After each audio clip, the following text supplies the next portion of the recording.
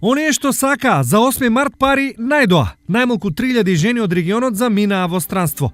На атрактивни годинава беа патувањата со едно ноќевање. За Сандански со едно ноќевање имаме 2 автобуса полни. Таа беше 2390, Метеори заедно со Солуни со Паралија еден автобус, цената беше 2990. Врњачка бања исто така со една ноќ. Сепак, голем беше интересот и за подалечни и поскапи патувања.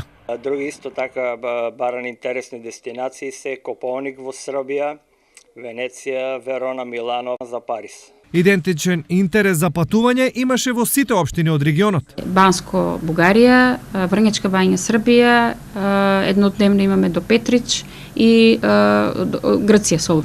Оние кои годинава одлучија да останат во државата имаат своји планови. Говориме се, мислам, некаде или у пролет или било дека. Идеме си колешки, собереме си пензионерки, идеме. Представуваме на старски начин, што се вика да речеме. Она како одех на работа си и оттаму одех, од фирмата си одех. Представуваме си. Секоја година одиме во кафана во Скопје со друштво со пријатели. Мислам да исто и за нова година така одиме, се дружиме преку пензионерите во Скопје. За разлика од ваквите размислувања, некои се одлучуваат за символика, цвеќе. Најмногу бараат ружи. Ружата е најценета, уште некако има највеќе приоритет.